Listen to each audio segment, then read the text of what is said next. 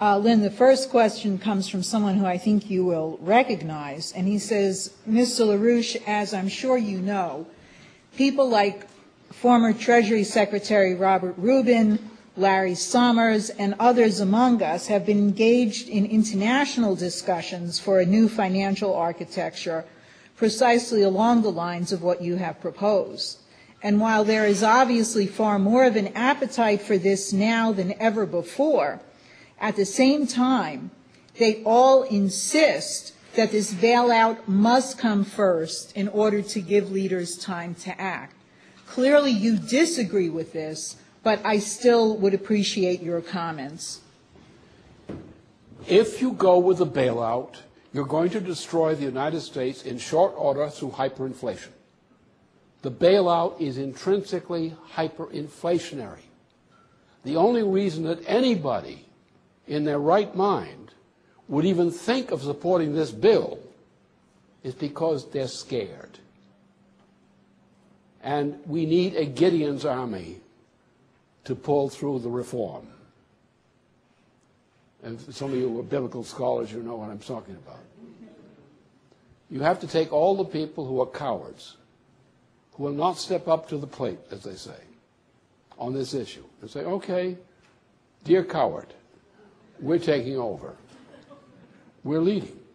Now, the danger here, of course, is that you're going to have a French Revolution problem, as I said, inside the United States.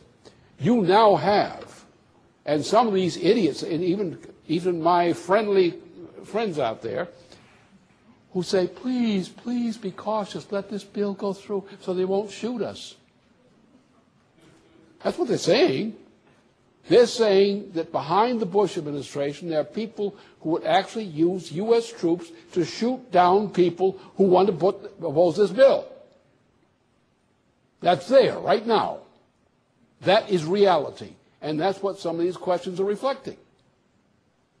There are people in high places, including some very high-ranking people in terms of their background, who agree totally with what I say about this stuff, but they won't fight because they say, we'll be shot.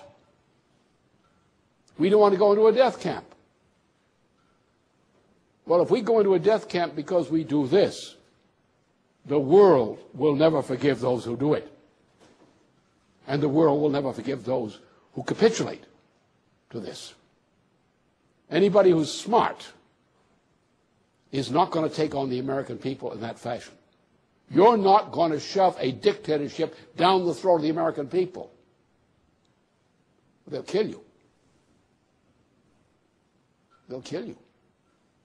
And they can. Learn the lesson of Vietnam and a few other locations. They will kill you, and they can, if you make them angry enough. And you're about to make them very angry. The reason you're getting such a peculiar behavior in the House of Representatives background is because the people out there who are behind the people who voted against this bill, those people out there are ready to kill. Not because they're killers, but because they see the destruction of everything that life means to them is threatening them. They've seen a lot of it, step by step. They've put up with it. They've accepted it. They've crawled for it. They said, we have to get along. We have to get along.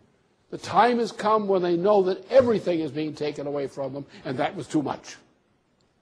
You're going to find the rage against the White House and against the Senate, in particular, is going to escalate in ways during the coming days of this week and next week, in ways beyond anything most of you believe. I can see it right there. It's there. It's coming.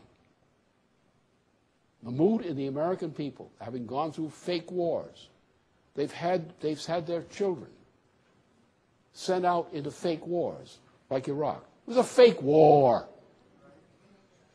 We don't need to go there. No need to get into that war. Then they got into it, they made a mess of it, even what they started. No need. Look at the suffering of people who went in service, come back from that war, not with death, but injuries, but they can't get help. They're condemned to horrible conditions. And in every neighborhood in the United States, there's someone in that category. It radiates. Don't you see the hatred you're building up against Washington in the people of the United States? And this bill is one bill too many. You're headed for something like a French Revolution, and you're going to bring it on your own heads if you're dumb enough not to fight this bill and not to oppose it. There is no remedy. There is no excuse for supporting this bill. None. There is no moral excuse for opposing this bill.